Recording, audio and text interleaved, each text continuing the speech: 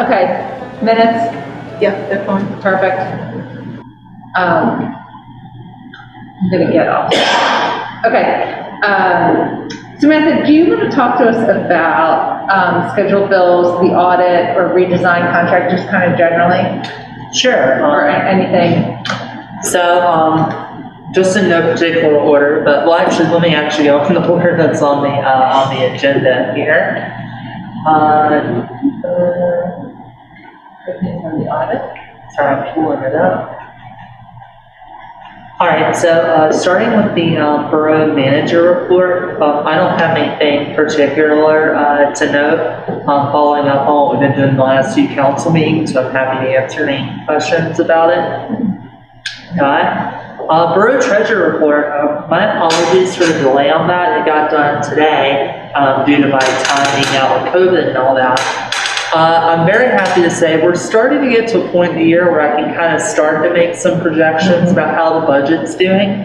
I would say right now, I mean, every revenue item, every broad category of revenue items is at or above budget. And every broad expense category is at or below expense, with the exception of Public Works. There was a large payment for Public Works we thought we were going to make in 2021 that we ended up having to make in 2022. But overall, I think the budget is in really good shape, and right now it's ahead of where we want it to be, and I think there's a reasonable chance that that for the year we're going to do at or better than what we budgeted. For the Furrow Audit, I'm very pleased to announce that this is our first year, that I know of, where we had no findings that were the borough's fault. There's one finding, and it's because the state retirement agency, QMRS, didn't provide the financial information the auditor needed to audit our pension. There's nothing nefarious with it, it's just PMRS has been really behind since the pandemic. And then we have the 2020 financial information, but we haven't gotten the official 2021 financial statement. We do receive financial information from PMRS, but it just wasn't the specific documentation that the auditor needed to complete that portion of the audit. But otherwise, yeah, I'm really grateful to our auditor for the advice she gave me last year, to the accountant the borough worked with last year. I'm also pleased to say that last year, between the accountant and the auditor, the borough spent close to $32,000, whereas this year that's going to be a much lower number, thanks to a lot of cleanup we've done and, and the financial background I have and that sort of thing. So really good news there. Yeah, and thank you for all you did to help get to that point too. I've never seen an audit report look like that from the borough before, so I was like, whoa, this is great.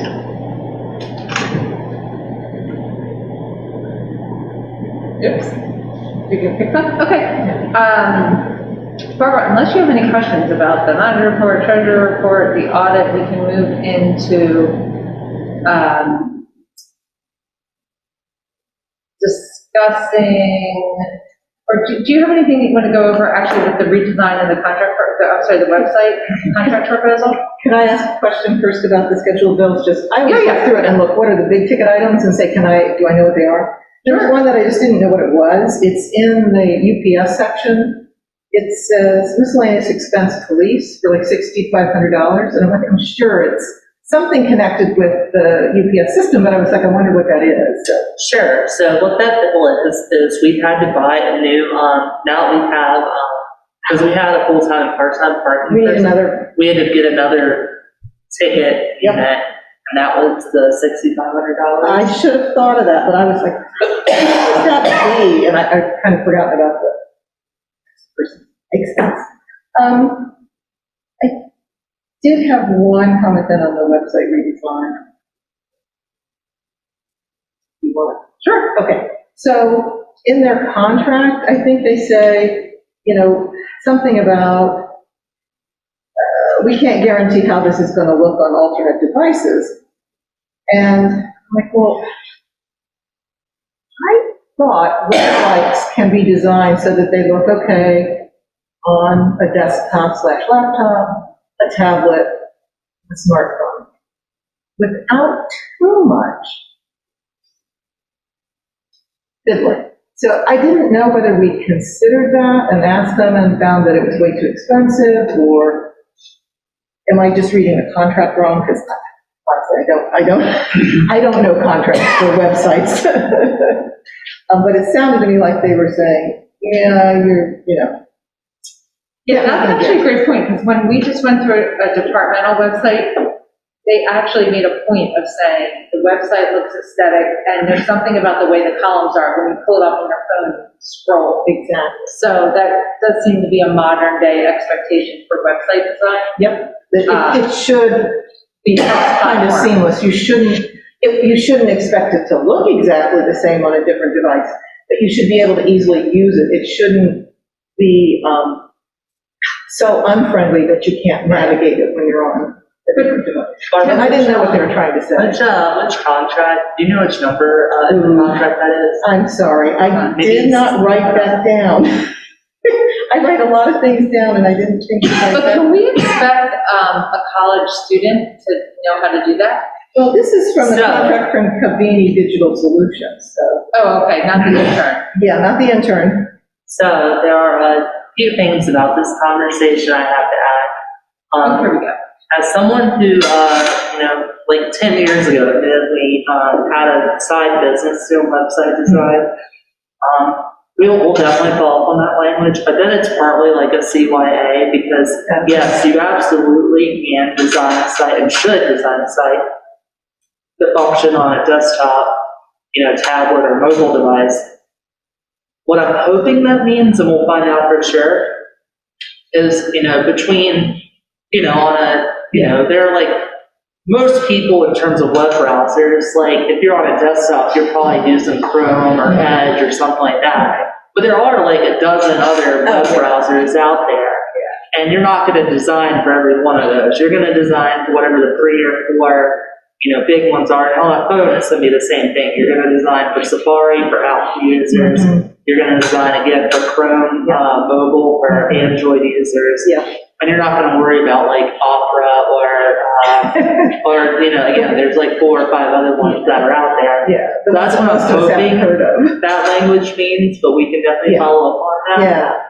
And yeah, I do think, I think some of this might be a little bit premature to talk about with the intern. I'm really excited. We have an application we're going to interview. Again, with me being out with COVID, not everything happened with that I wanted to before tonight.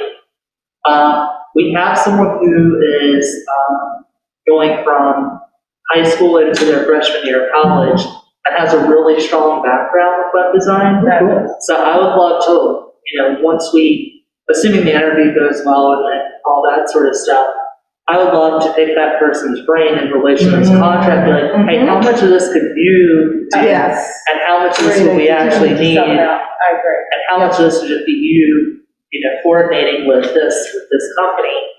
So I think we need to find out some things, but I also think that yes, exactly, we need to get the intern in, confirm their capabilities, and then adjust this proposal as relevant.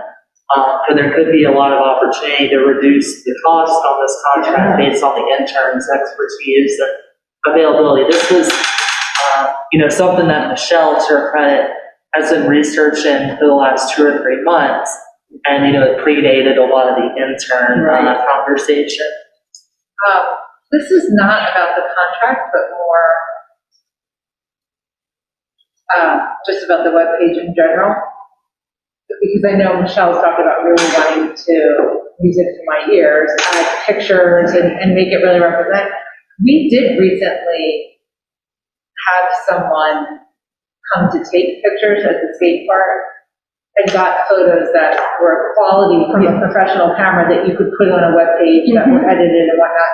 Is that something that the borough would consider investing, particularly with the start of event season? to perhaps hiring someone to capture. Yeah, I think that's a fantastic idea, yeah. Yeah, because right now, I mean, like, you know, on Memorial Day, you know, I was there, you know, with my phone taking some pictures, but that in no way compares to what professional photographer can do, yeah. And it's interesting because there's a photo of Officer Dutton with all the skaters. The professional photographer took a photo. I took one with my cell phone, and it's like black. night and day. Clearly, we would not. If we're going to do this, we need to do it correctly. Okay, Yes. well, that's something that I don't know as a council decision, but yeah, And I think that's a great idea. this is something.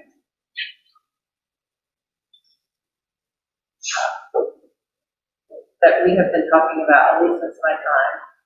Yeah. Oh, yeah. So that is really exciting. Okay, I did get a chance to look at that personnel manual update. Barbara, did you get to take a look at the? No, I didn't have time to look at it. We just got it, and I really want to have a chance to really read through it. You know, my background is in employee benefits, and I've seen a lot of employee manuals in my time.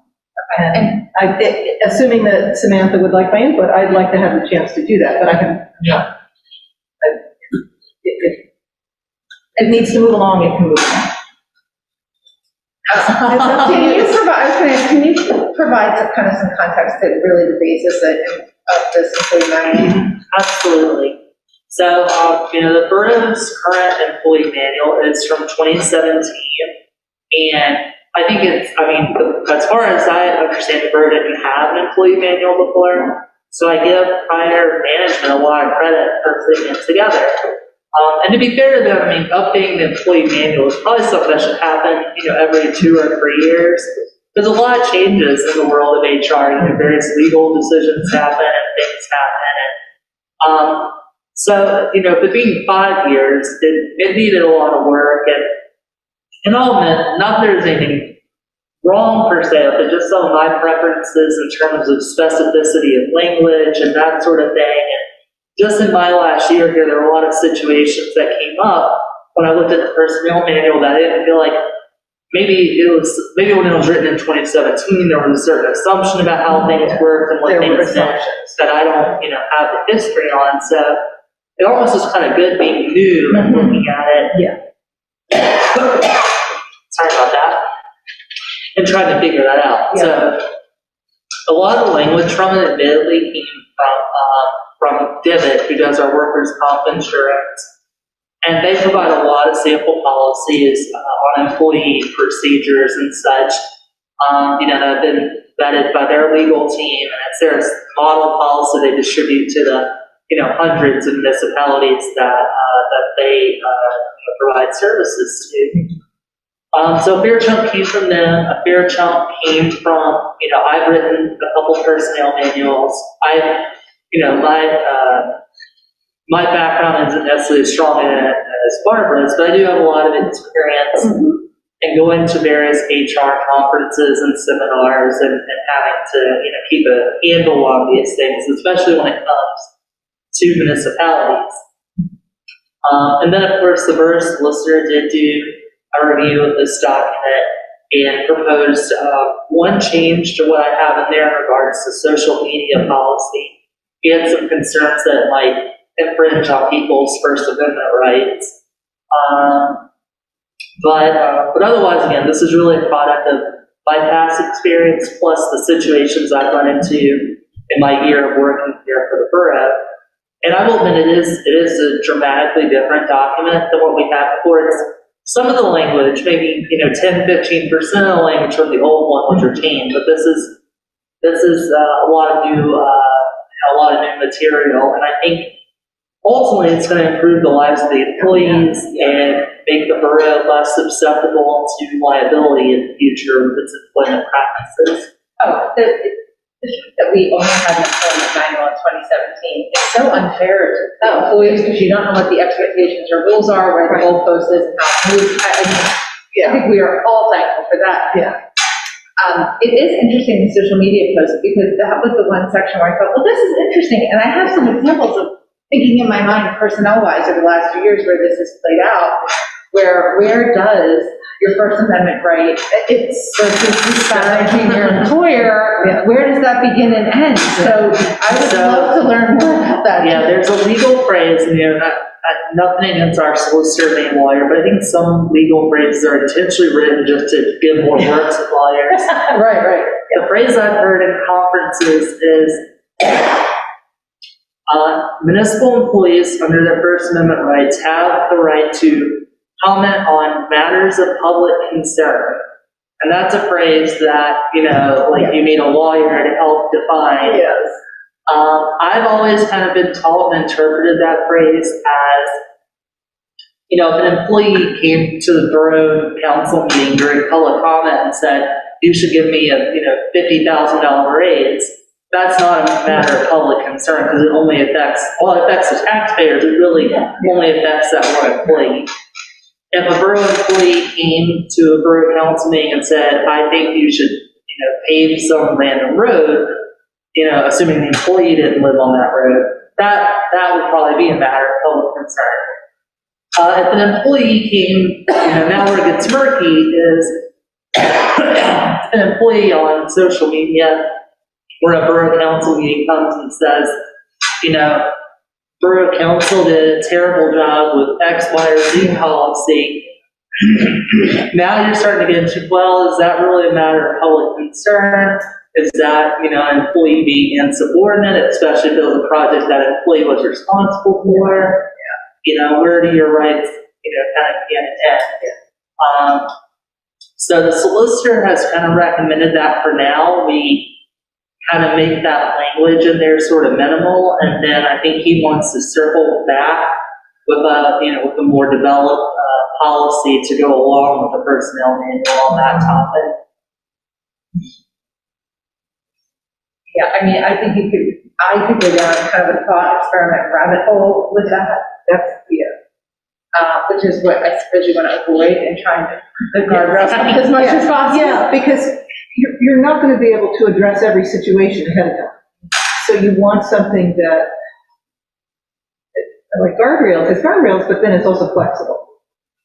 And that's a tough needle to thread on something like that. No, I agree. Well, that's why we have our solicitor. Yeah, exactly. That could be generous.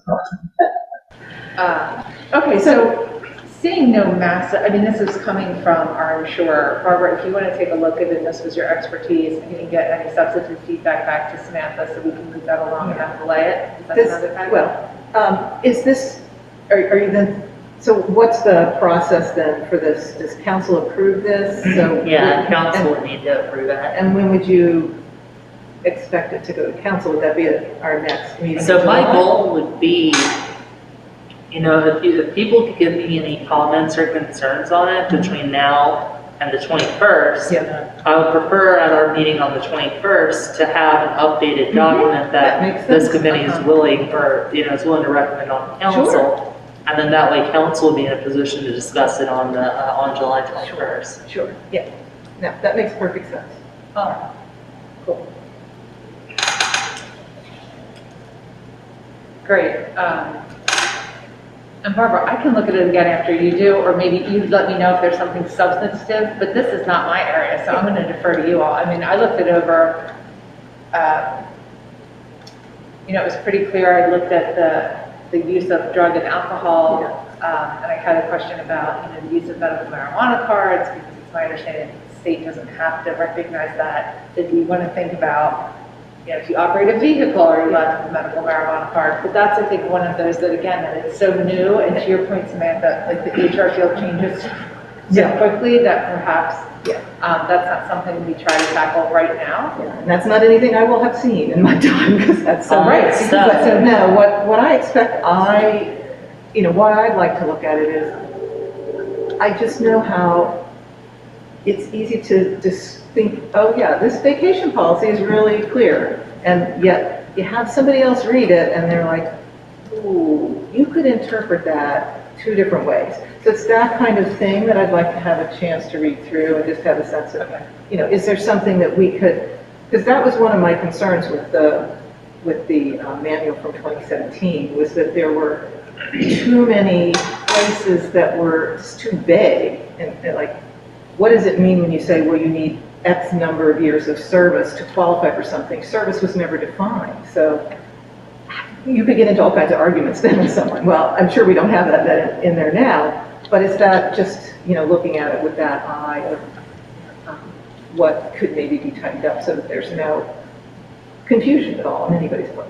And we had, gosh, did we have the HRC look at it at 2017, or did we just change it to inclusive language? The HRC wasn't Human Rights was Commission. just barely in place. I don't think they wouldn't have been, I doubt they were looped in on that at all. Okay. That's a good thought, though. I don't know, I didn't see anything that stuck out there. I know that we were really intentional that we wanted to change and really come up with inclusive policies and language, and I saw that. So, okay, so. Yeah, I did add, I mean, I'm happy to have them look at it. I mean, it's a, topic that's, of course, important to me personally as well as professionally. Yeah. Yeah. So I did, under our equal employment policy, I did make sure, we have language, which this wasn't here previously, accommodation for disabled employees. And then in our equal opportunity policy, I did add, again, things have changed since 2017. Yes. I made sure that not only, what used to be there before, race, gender, color, disability, of course, I added, marital status, sexual preference, gender identity, sexual orientation, because, I think it's important. Yeah, and the updated FMLA leave was parental leave, that, Yeah. Yeah, I think I changed, that as well to be inclusive of same-sex relationships, and the other thing with that I did, where's the other part that I made a change to that? Those are the big parts where I made changes in that regard. But yeah, I'm happy to have our Human Relations Commission look at it as well. Oh, no, I don't want you, we need to get this done. I don't want to suggest that we add another layer, rather that, I thought that they gave it a once over, or maybe we consulted them with the inclusivity at the beginning. I can't remember the Annie taking a look at it. No, I don't think that we need to. I'm confident that with you looking at it and John and Samantha. I just know the Human Relations Commission was created while I was on council, so sometime in 2016 or 2017, but we didn't get it fully staffed, for want of a better word, until after I was on council. Right. So, and the old employee manual was put into place sometime in 2016, 2017. The other thing I tried to do, and like Barbara, you're really, really good at this, so if you find a spot where I didn't do this, please let me know. Sure. Is I think council last year had passed a resolution about non-gender language. Yep. And I did try really hard anywhere where I saw his or her, or she or he, to remove that language as well. You know what, I think that's probably what I'm thinking of, because I think we probably. Oh, you may have had them look at that Just to help us think about how to, okay. That's probably what you're I saw thinking. that, that's what I'm thinking. Yeah, and yes, I will Okay. keep that in mind. So I do want to spend time, if we have a plan for this, back into those items for discussion. And the renderings and the conversation about the office reception area. Barbara, did you have a chance to look at those? I did, and I said, I don't see a picture of how it will look for the visitor, from the visitor's perspective. They show what it looks like from the inside of the office perspective, but that's maybe the only one, was at the top of it. I was like, that really doesn't, it just looks like you're stuck in a corner. In a box. I did not, I was like, is that really what they're suggesting? That feels very forbidding. Why would I want to come in here? Absolutely. I don't know. I was really disappointed in that drawing. So was I. I thought that we really had said we don't want a transactionary model of government, which that is exactly what the old bank teller transaction windows looked like. This feels so regressive to me. So, and I guess I wonder, well, there's some other municipalities who've done something similar to this. I mean, something to make their reception area or their office more secure. And so I thought we saw some pictures and I don't remember them looking like this. I couldn't figure out which meeting that was from, so. So I'll say there's two things. I mean, number one, I'm open to any specific ideas or suggestions on how to fit, better fit the vision that council has. There was the biggest issue that I ran into when talking to Kevin about it, was just the sheer physics of building a structure. For example, I had originally talked to Kevin about, this idea of this entire area here would be class. And he basically told me that like structurally that wouldn't be possible. And that's why there's this area here. And this window here was kind of like the compromise on that. But like, I mean, I'm certainly open to any If we ideas. can even zoom out a little bit farther though, I think my concern is like, we as a country are spending efforts on managing mass shootings versus our efforts on common sense gun control. So I don't think that we should change the feel and the culture of our community living in fear of a mass shooter with ballistic glass in a small borough with someone who's going to walk past the police station, and send a really strong message of like government and everyone else. I mean, even we took down just the wall, the half wall. I did that. Right? You hated that, or like? I took down the barrier between council and the public. Yes, because we felt so strongly. So now I was like so happy I could do that. We're putting up bulletproof glass. It just feels like we are bringing the elephant gun. What's that expression? Well, I mean, politically, I obviously agree 100% with you on that. It's just like, again, I don't care. Someone can quote me later on this. I think the odds of the government passing any sensible gun control is next to zero. And I'll admit, I'm not speaking on a matter of public concern necessarily. I'm speaking on something that directly affects me as the person who potentially will get shot in this scenario. Now, coming from that perspective, I will agree that like, I want something done because I don't think gun policy is going to change, unfortunately, and I don't want to get shot because the federal government refuses to do anything about it. I guess I just think, I'm coming from, my husband and I are teachers, I'm in Philadelphia. My chances of getting shot are a hell of a lot higher in a school or in Philadelphia than they are in the borough office where you walk past a police station. Like, so I don't know that it's just statistically, like, if really that is statistically something. I mean, I'll say this again, I'm very biased because, again, I'm the person who's going to be the one getting shot here. I will agree, probably you're right that statistically your odds of you probably getting shot are probably higher than mine. That's, again, for me, even if the percent chance is, 0.00, I'm making up a number here, like no matter how small those chances are, I know they're going to be lower if we do something to reduce it. Well, theoretically then, we should all be behind bulletproof glass, because following that train of thinking, someone's more likely to come to a meeting because we've all pissed them off. So I guess just think so like, yes and no. I guess I'm thinking of, you have a lot of people stopping into the office to come about something. And if people are coming in, there's probably something going on that they've got a concern about. Maybe it's easy enough for them, they're coming to pay their taxes, that's easy enough, but then there might be things that they're really upset about. And I guess I look at this and I say, well, I think there should be some kind of, something that makes it clear, no, you don't get to walk into these people's places of work. There's a separate area that you're in that you transact whatever you're here for. And I guess what I really want to push back on this, I'm like, okay, I get physics in some ways, but I'm also like, but you see situations in like a bank or something, and maybe the problem is he's trying to get it into a certain cost or something, but like in a bank where you've got something that is higher level, wood or whatever, and then glass above that, and it feels open. You don't feel like you're in a box, or in a closet. That's to me, it looks like you're going to be in a closet. Or like what schools do. With schools, it is locked. There is a camera. You buzz in. You say your name, who you're there for. But that box is not something that I could Yeah, that felt, that. Yeah, I totally get That that. felt like the There are wrong other ways. solution. I mean, I Yeah. definitely want a solution. That feels like the wrong one.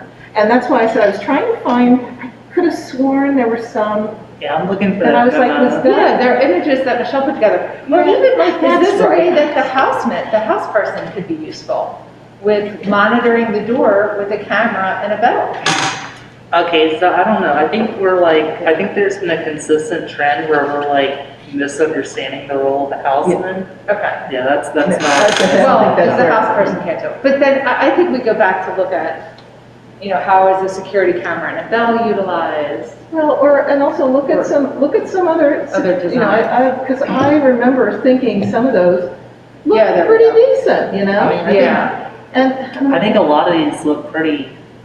Can you look up the lower, is that Saccone Township? Could you blow that up a little? Yeah, it's absolutely. Thank you.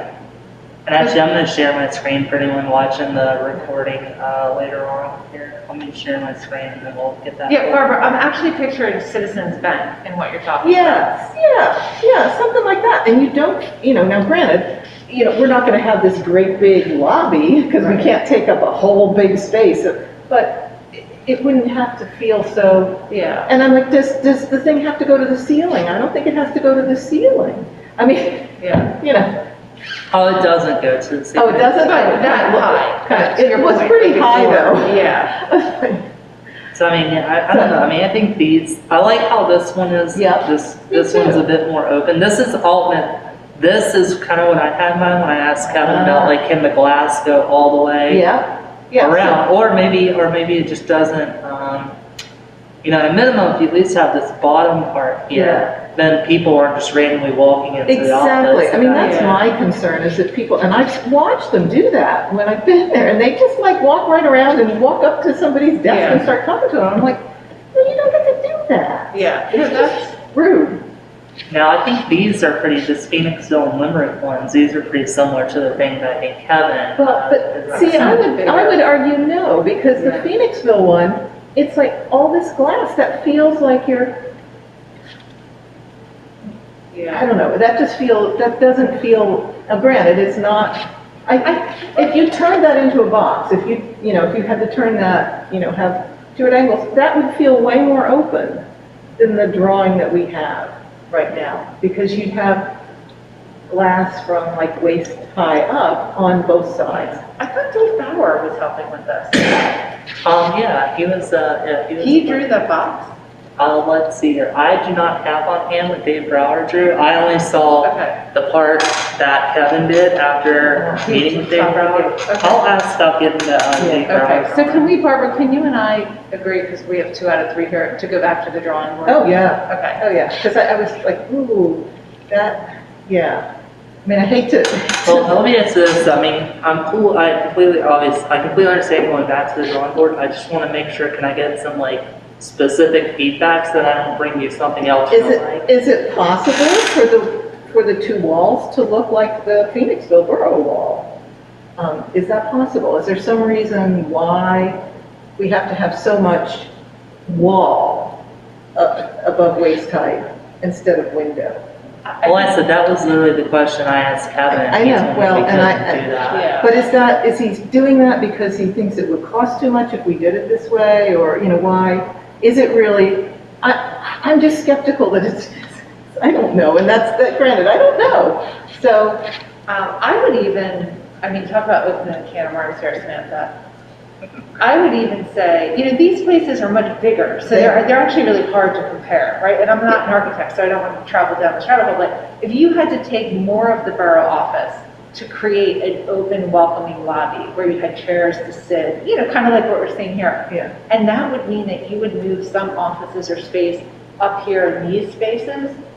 I would prefer to spend money, so you had a private office, or whoever, staff had private offices to allow for the public to have some space to interface and not feel like they're in a little that looks like a research mouse trap for me. So if I'm saying, I would rather spend money and utilize other space in this building to allow you all to have private space and work out. Well, and maybe what would be moved is your conference area.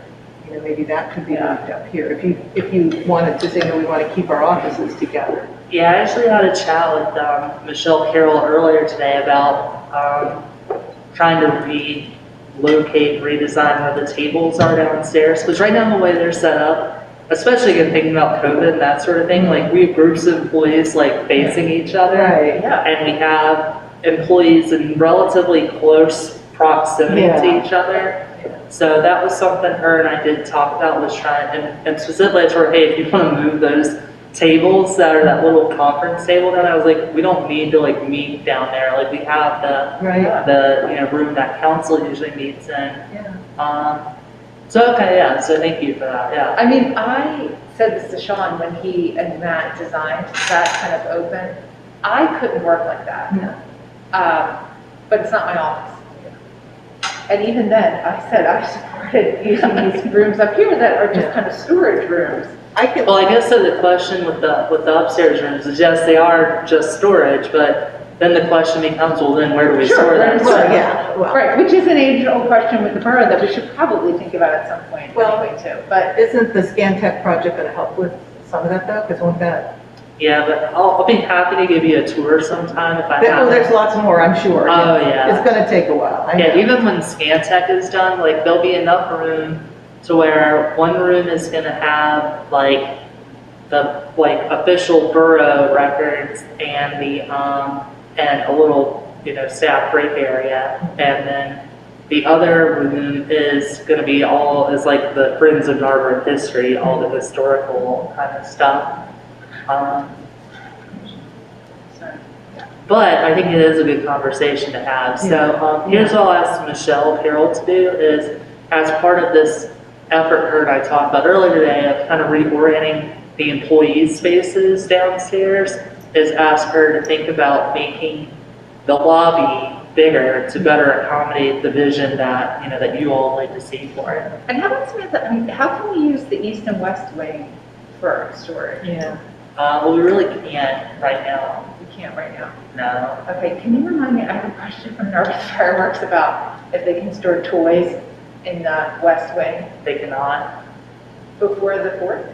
No, I've already had a chat with them about that. Okay, I'll sidebar you on that one. Yeah. I just thought of it when we talked about storage. All right, so yeah, I would think creatively about what space we have available and how we create a welcome. We'll try. I mean, like I said, we're bound a little bit by physics, but we'll absolutely try. And we'll try to come back with something that better, kind of fits what you're looking for.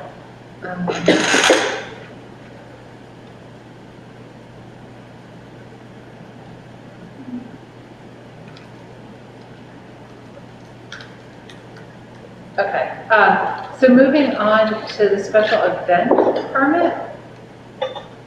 Samantha, do you just want to give an update? So unfortunately, because I was out with COVID, we just haven't been able to get me and the chief and public works manager together to talk about that. Yeah. Okay, so we wanted to move down to the volunteer application form, which has been on the docket and under consideration. And at my meeting with Samantha Barbara, she and I discussed perhaps adding kind of a training module of some sorts for when you were going to volunteer, that you watched something, you read something. We thought perhaps PSAB would have something. I can't find anything in there, but I'm surprised that they don't have something. So when you're going to volunteer, you watch something, read something on the Sunshine Act. You really understand what your expectations are as a volunteer public servant. And then I don't think we need a quiz. I don't think we need to go to that level of bureaucracy, but rather, you are asked to watch this and then sign that you watched and understood what the expectations are in a role on a board or commission. So, obviously our park volunteers are not doing that, but rather, to me, that makes sense, People should have an understanding of what's expected of them before they put their name in. And that's why, I think some of the questions that are on here are really good. And, I didn't want just the generic, have you ever attended any public meetings in the past? I want to know, have you attended any public meetings in the past of the board? Would you see any, and if so, when and how many? I want to know that, because if you tell me you've only gone to one and it was 3 years ago, and then there's somebody else who's been attending for the last year, I'm going to say, well, hey, that person has a greater investment in this. So, yeah, I'm happy to have something like that in there. But, yeah, it would be nice to find something that... Yeah, I don't think we need to reinvent the wheel on this. No, so maybe, it may not be that you can find a video, but maybe you can at least say, here, go read this piece on the Sunshine Act. Yeah, I'm sure like we can't have been the first town to ever think of like needing to do this. Yeah. Right. Yeah, we're not that That's progressive. true, that's true. Or even if there's not, which I'm sure there is, perhaps even solicitor walkout. Well, that's true, he might know right off the top of his head. Yeah. Yeah. And really some version of that in the event permit might be helpful. Obviously, it's not going to be in the Sunshine Act, for example, but maybe the expectations of, okay, as the named event coordinator, you understand that ultimately day of, you are responsible for this and not responsible for this. Okay, so now we're talking about a different. Yeah, I'm going back to special event permits. I think the fact of having somebody sign off like, okay, do you understand your roles and responsibilities, and having them acknowledge that is helpful. It kind of said something in there that, the person who's applying for this is responsible for these things, but maybe, maybe it should have a question. Do you, yeah. Well, maybe this is the teacher coming out of me, but I even went to the scavenger hunt, like, do you understand? I actually spell it out a little clearer, so maybe I'm going overboard. Okay, Samantha, anything you want to add, or should I see, have that up the screen? You can't really see it, but it's in our packet. No worries. Yeah, I mean, the document here, the goal is to, as we talked about, I think back in December, is to more standardize our volunteer application process. And that way we make sure we get the information we need from volunteers when considering them for these positions in the borough, which, do have a lot of importance, to the decisions that Borough Council makes. So Missy Morales actually put this together, our office manager. She looked at, what some other towns did with this, and this is kind of what the product of that was. And I think we tried to answer, to us what, was the most relevant sort of things. But, I'm not very particular overall about this. I think this is something that ultimately really needs to work for Borough Council. So whatever thoughts or changes you have, I'm very open to. So I don't know if you remember, Cindy, but from a couple of meetings, FNA meetings ago, I can't remember now, but I sent my comments around to you and Ira, and they're not, to me, they're not substantive, but they're adding a little specificity so that I feel like we're really going to get the answer to the question that we're asking. So I guess my question would be, do you want to look at those and, offline and see if you are, in agreement with those? I do think, given that we have so many openings now, we should do something. Mm-hmm. So I would almost suggest, and I'm sorry, I can't pull it up, or I can't find it, it's late with me here. And I didn't write down the date, I sent it to you, but we were looking at this in May, but we also looked at it before that. Yeah. Here, I can show you. I just bring it right over, shoot. I bring everything on paper. Power Thank you. paper. It's just so much easier. Oh, yeah, so just kind of spelling out a little bit about. Adding some specificity. Yeah, so, yeah, I think that's what you just said, sure. Yeah, so, ignore that page, because that's like this, So to kind of make it a little, why, I don't, like, say, are you aware of this? No. Do you agree to comply with it?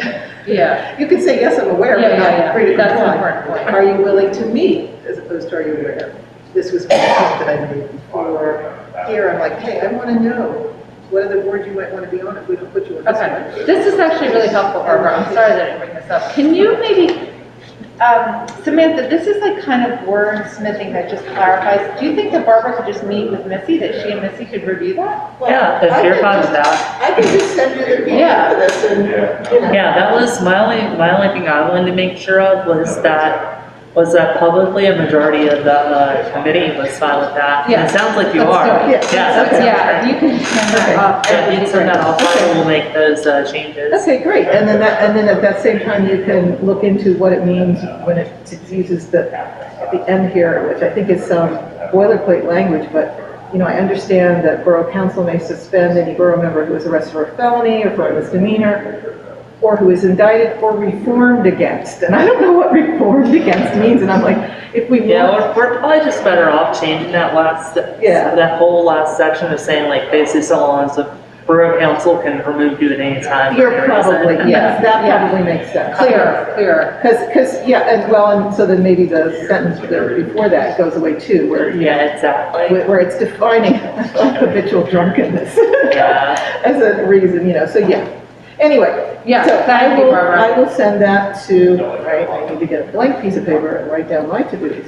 I will send that, because, do I need to send that to Missy? Is that? If you can send it to me, I'll go over it with Okay. Missy. Perfect. Thank you, Barbara. And then we'll have that ready to go Yeah. for all the volunteer openings that we have.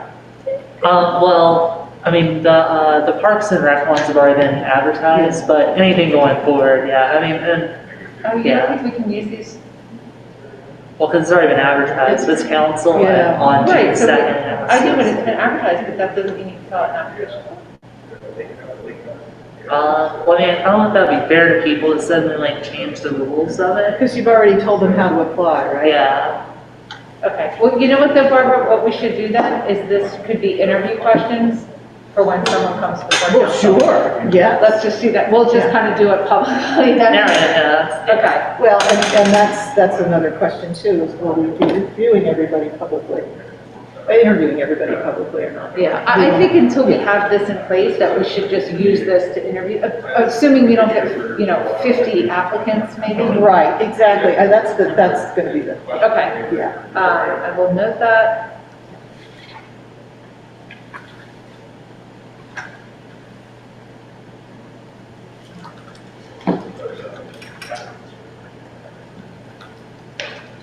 Okay, the grant calendar then? The fact that we even have a grant calendar is just so joyous. Barbara, if you had a look at that, I hope the public looks at this. This is the one thing in our packet that I hope that the public looks at the most. I mean, my reaction to looking at the grant calendar after the joy was really just looking at the bandwidth of our office staff, quite honestly, before looking at the projects individually, because I don't think this is a sustainable. Well, I love the momentum, but whew. well, that was a question I had was, so the calendar is showing a lot of grants, but so is this just showing what's possible as opposed to, oh, we're going to apply for all of this? yeah, so. Because I was like, well, I'm not sure. Yeah, this list is what's possible, so that way in the future, if the borough's like, Yep. oh, we want to apply for something, related to open space, you could control out the word open space and you'd see what grants are relevant and when you need to apply for them.